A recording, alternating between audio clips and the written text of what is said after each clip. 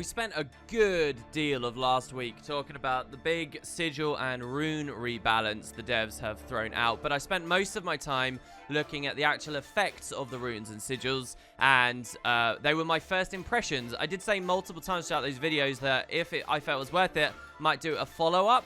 Well, yeah, I decided I did want to do one. I'm going to talk in this video about some of the highlights, some of the lowlights in retrospect once I've played with some of these runes, but also I want to talk a bit about the economy, and that's where we're going to start here, because that's a big part of this release, and really in last week's videos I didn't dive into that side of things whatsoever, mainly because I hadn't played with it. I still haven't really fully got to grips with the whole lot, but there's definitely some appreciable topics of conversation. Let's start off with a feature that slipped into the game recently that I have talked about several times on streams and things, and maybe in a roundabout way in recent videos, but I want to be very clear about. A big feature released for Guild Wars, and it seems to really have been meant for this update, but it snuck in early somehow, and the devs were kind of cagey about it and didn't really talk directly about it for a bit. That is, legendary weapons do now have the ability to, for free, swap their sigils.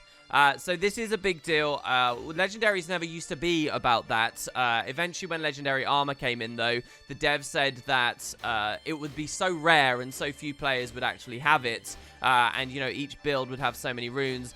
They thought it was okay and it wouldn't impact the economy, but they said that weapons were different. Weapons, they were in too many different players' hands. Sigils operated a bit differently, and they thought it wouldn't be possible. There was once upon a time a dev comment where they said they'd look into the plausibility of it, but made no promises, and that was it. However, on the community end, people want the game to be easy and free and as accessible as possible, right? And as soon as they saw that Legendary Armor had rune swapping, they had just assumed that that should be a thing for weapons. And it's kind of been an assumption that devs would always add it. I always thought a bit of an incorrect assumption, to be honest. But that's where the community stood for ages. They've acted like it was a mistake or a point of lack of professionalism for the weapons not to have been swappable in the past. And, well, as of a patch a bit back now, to be honest, they are. That's particularly relevant here, too, because some of their explanations about the economy are obviously going to be different now that a lot of different sigil economies will be changing, given the new salvaging and stuff. So let's deal with probably the biggest, most controversial factor in all of this. The idea of this update, in a way, is to deal with inventory management and item clutter, which was at its worst during Heart of Thorns, when stuff like AB farming was a big thing for a lot of the community. You had boxes within boxes within boxes, which gave you items which salvaged into other items which had to be deposited, and then you'd still have some lingering around that you'd have to sell. Those things lingering around were the major and the minor runes and sigils, which do have a function in the game. They're particularly interesting as you're leveling up, I suppose, but Guild Wars has been perpetually shifting to this place where it is abandoning the level experiences, rushing you through the leveling as fast as possible, and once you hit 80, you're really not going to care about those lower tier runes and sigils. The game just isn't built like that. It's not dynamic in the way that we shift our gear around. So it was clutter. One of the main things of this patch was to get rid of it, but the way that they did that does have me scratching my head a bit. Basically, the idea is obviously now you can salvage runes and sigils, and what that means, in theory, is you should be able to salvage the gear you get as drops. Then it, you know, turns into its materials, and if you get lucky, you get an upgrade component from it, a rune or a sigil. Then you can choose a second time to salvage down again. And in this way, if that's how it worked, you'd have the choice to sell your runes and sigils, or to salvage your runes and sigils, or to trade and post your runes and sigils, whatever. But the devs didn't like that idea, I guess, because the default functionality is actually this. If you salvage an item with an upgrade component on it, it will dig through the item, and if you get lucky and get the rune or sigil off of it, it will take that and it will dig through that as well at the exact same moment. So you don't actually have the freedom to hold on to whatever you like. Now, for 99% of us, as the game's economy was as this patch released, no one's really gonna care about that because all of that was just fodder anyway, and it can seem like some nice convenience, saves you another click. But over time, as runes and sigils start getting more expensive, you might want to hold on to them. You might want to participate in the Mystic Forge gambling, where you throw 4 runes in of the same tier and you might luck out onto a higher one. As these things start to get more expensive, you might want that freedom. And I kind of get why people are a bit grumbly about that. You could be very cynical as well and say that this is just to force people to go via the gem store on upgrade extractors, which were, yes, made cheaper this release, but it's still a lot more prohibitive than it used to be. Maybe I'm missing something, but that's the situation as I read it. And of course, this has other implications too. There's an interesting balance then with free-to-play accounts. I don't know how many free-to-play accounts Guild Wars 2 has versus paid ones, and whether the devs really do updates like this to try and shuffle free-to-play accounts into full ones. But because you are basically locked off from most of the TP on a free-to-play account, what this kind of means now is you have very limited ways of getting runes and sigils, and you kind of want to buy your way into them because you can't just salvage them through and grab them now. You kind of have to go to some fringe aspects. So maybe that's a push from the devs to get those accounts upgrade. I don't know whether they really think that deeply about it. When we actually look at the balance considerations of the release, a lot of it seemed quite rushed just because there's so much to get through.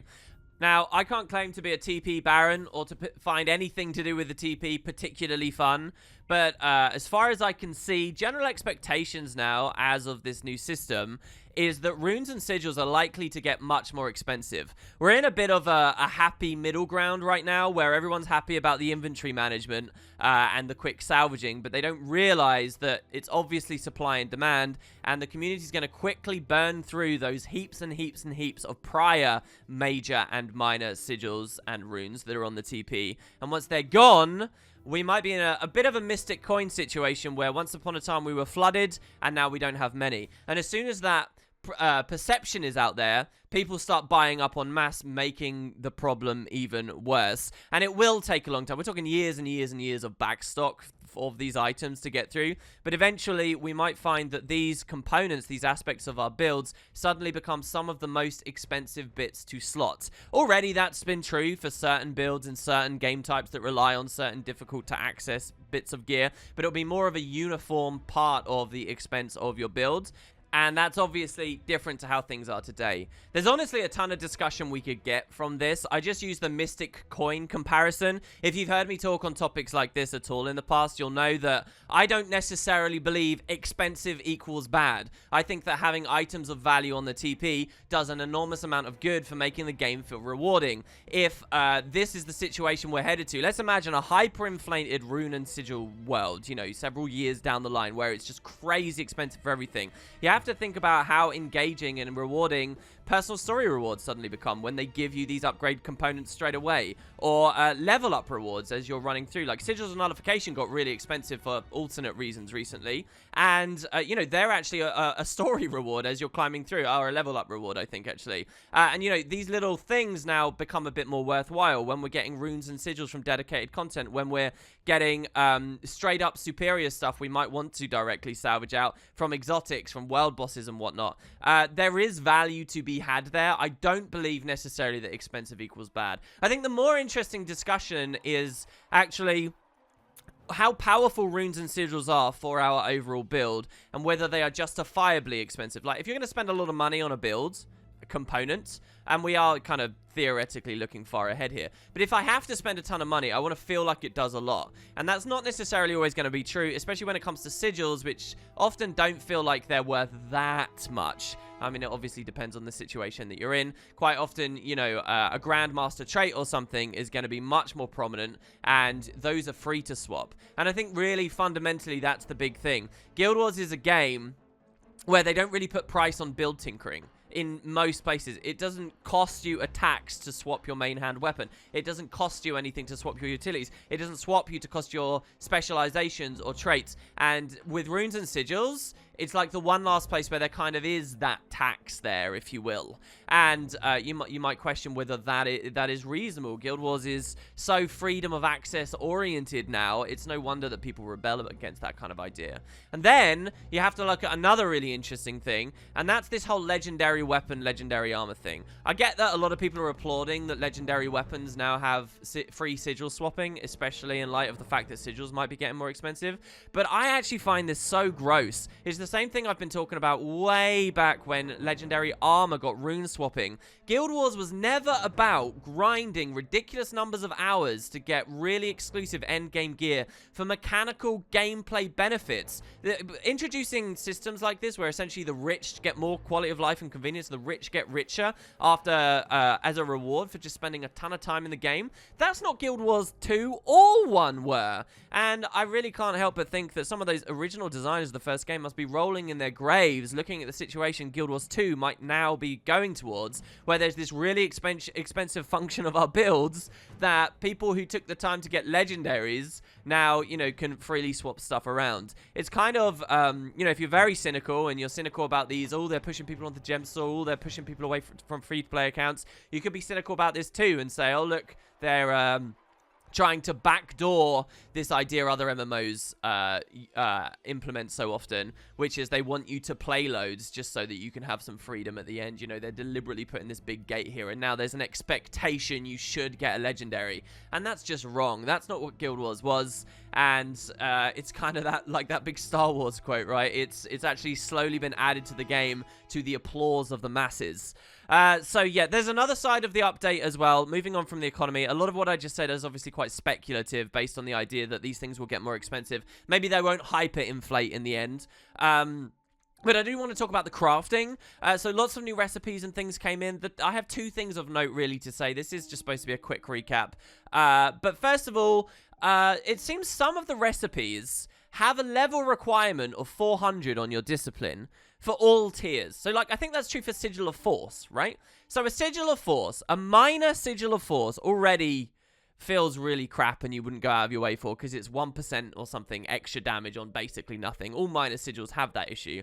But the thing is, you don't even really have easy access to the minor sigil, because the recipe only unlocks when you max out the discipline, which you're likely to do, you know, after level 69 or whatever it is for the exotic threshold, at which point you can craft the superior one too. There's almost no reason to craft the minor one or the major one, and that's true for various sigils, and that's true for various runes. I don't know what the devs were doing there. Maybe this is just a result of the very quick implementation where they didn't think about different discipline levels for different recipes. And another weird thing as well is I'm all for creating item value and reducing the amount of clunky, unnecessary stuff that's on the trading post and taking up server space on the TP or whatever. I like all of those aspects of the patch, and I'm all for adding new value, but some of these recipes are having you spend stuff that already were really valuable and already limited in demand, that most often were tied to scribing and Heart of Thorns stuff. It's like Maguma Lilies and Freshwater Pearls. Should these really have been keyed into the sigil crafting? Couldn't they have maybe taken some other items that are currently not really worth enough and made those the recipe so that those items then gain value as all sigils and runes gain value, and, you know, just the amount of gold essentially we get doing fringe aspects of the game goes up? It seems weird to double down into stuff that was already really pricey. So I'm not really sure about that. Quick update on this. Right when they released the roller beetle racing and the car giveaway, they did actually address this. There's going to be a couple of little updates I have here on this video. This is the first one. The lilies and the pearls were reduced for recipes. Maybe they were the big and only large outliers. I have to be honest, they're the only ones I'd heard of.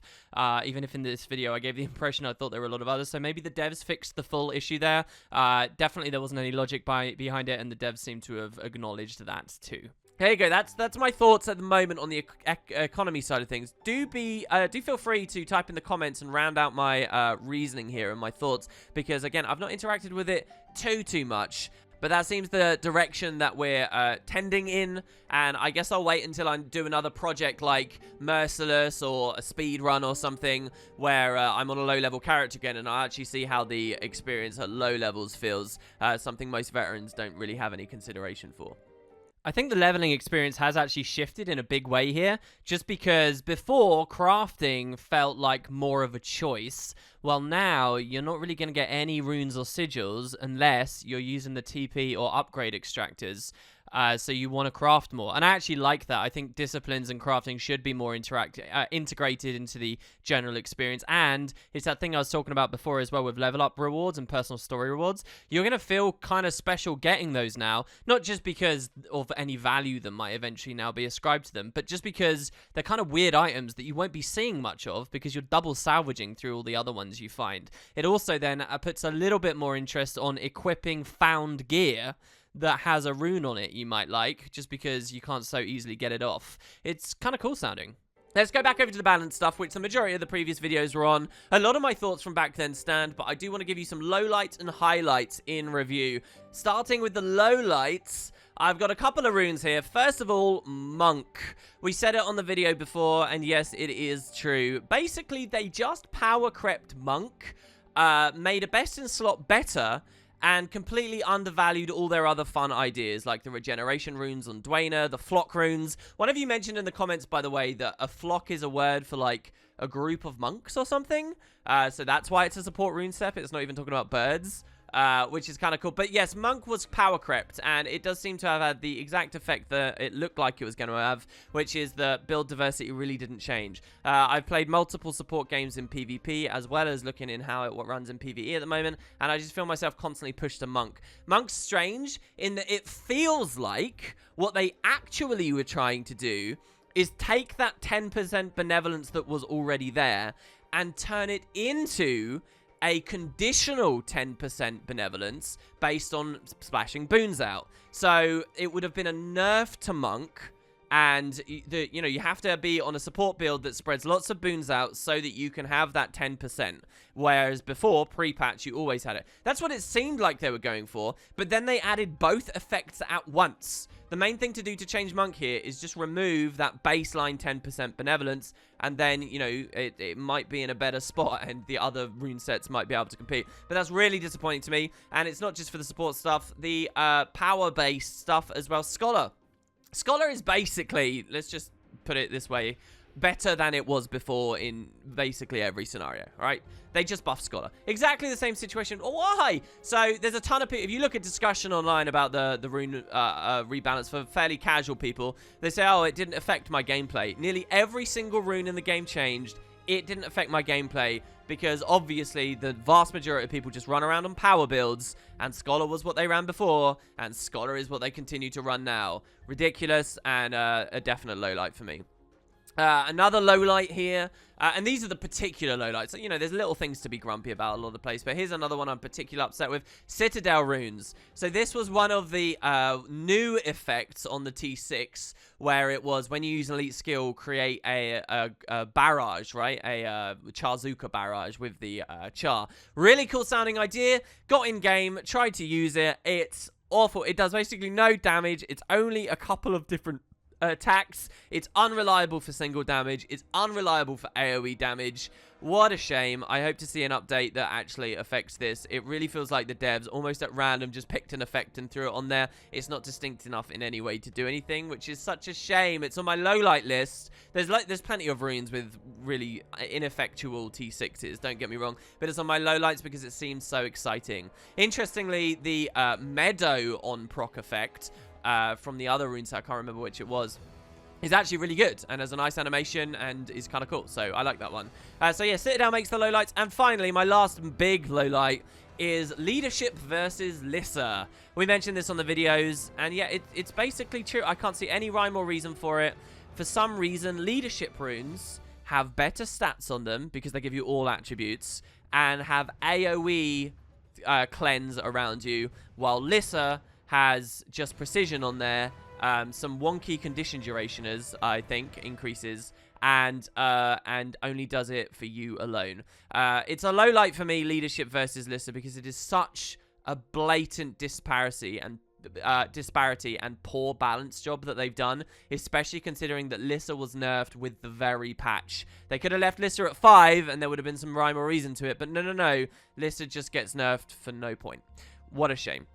And ending the video up, there are some highlights. First of all, we have Altruism. I really like the Altruism rune set. I've played with it a lot more since that last video. Some people, especially PvEers, are disappointed with the Fury change. I actually think that's healthy for the game. I think that Fury needs to be something that gets reined back in a lot of places. I don't think it should be uniformly splashed out by a rune like that on such easy access. So efficacy-wise, it took a hit, so people, you know, can't look past the end of their nose on their face and they think that's bad. I actually like the new Altruism. I do think it's just slightly distinct enough to maybe edge past Monk in very specific scenarios. But the Monk stuff and Monk comparisons notwithstanding, I do actually really like Altruism. I think it's a ton of fun, and especially that combo with the Engineer. The fact it has no ICD, it's even good on like Firebrand, where you can spam the mantra down, and each time you're taking conditions from other people. I do enjoy that. It's not much, but it's enough to get on the highlights. Another highlight for me, and I don't know whether it really should be here, but is Vampirism runes. Some of you guys might know about this, some might not. Vampirism have the power on them, which is nice. They got the 10% extra health, which generally feels pretty good whenever the devs added that. But has that perk, you heal when an enemy dies. Well, here's a weird unintended effect. I'm sure should be fixed. It heals you a flat 10% of your health. So it will actually do this while you're defeated. So vampirism, you will, like a vampire, come back from the dead. If you tag a ton of people in World vs. World and die, then your Zerg manages to cleave them down. You can revive yourself. And remember, resurrecting defeated bodies in combat is locked in World vs. World. This is a mechanism to bypass that. I love just that idea of, you know, a build that has the capability to do that. Whether that is warranted on a rune, if that effect is meant to be in the game ever, anywhere, you'd expect it to be a Grandmaster thing, maybe? I don't know, any exclusive functionality for World vs. World or something. But as it stands, it's brought a smile to my face, and it's been funny until it is inevitably nerfed. So again, I don't know whether that should really be a highlight, because it's clearly unintended. But it's a thing. It's also interesting to realize then that new Defender runes, which is also a great rune set, not making the highlight list here for me, because I've not played with them enough. But it's interesting to note that if you could somehow block while defeated, Defender runes would probably be healing you too. Yeah, here you go. Another update. The Beetle Racing patch did fix this. I wonder if they bothered to fix the underlying issue that probably exists with Defender as well. Probably not. That'll never be relevant. There's no way to block while defeated, is there? Surely not. But yes, it's been fixed. Next on the highlights, and this is a real highlight for me, are all of the in-combat summons. Now, in those previous videos, I wasn't sure if they refreshed properly. I'd heard on the grapevine that they didn't. They actually do. So if you're running Rune of the Ogre and you summon a Rock Dog while in combat, it does refresh itself. And here I have some footage for you guys. That's fantastic. It means that all of those little ones that were doing that are actually worth something. I believe Lich Runes have even crept onto some supposedly meta options for meta raid builds and whatnot. That's great. All of these feel really, really great. And Ogre just became a lot more fun, a lot more interesting. One of the best, most intelligent things about the entire patch, I think, those in-combat aspects. And my final highlight here, we did 4 of the low, we'll do 4 of the high, is actually, as far as PvE is concerned with Condi sigils, things seem really a lot better. Remember how they nerfed Geomancy? Well, that actually opened up a lot of extra sigils. I think maybe some changes to some of the other best in slots might have shaken things up a bit as well. Did Malice see a change? But there's a lot of different Condi sigils based on the kind of Condi build that you run that are being utilized right now. And I think that there's actually really good build diversity represented there. Sigils, as far as Condi duration and Condi builds, are a very simple concept, so it's nice to see that the devs have finally rounded that out. But I do think that we came out of this patch a bit more healthily for that. I don't know if Condi in general has crept way too stronger than power builds in general right now. If that is true and it's unbalanced, then maybe we'll see refinements come in. I'm sure that wouldn't have been intended from the devs. But just that general idea of Condi sigil variety, I think we're in a better place. So there you go, guys. That's my quick recap on the Rune and Sigil rebalance. I hope you enjoyed this quick little discussion, and really you guys will make this video as good as it can be down in the discussion. I'll be watching very closely, and we'll see what other opinions have spawned from it. You guys have had just as long as me now to actually play and enjoy it. What do we all think? Cheers, guys. I think that's just about enough Rune and Sigil talk for now. I'll see you tomorrow.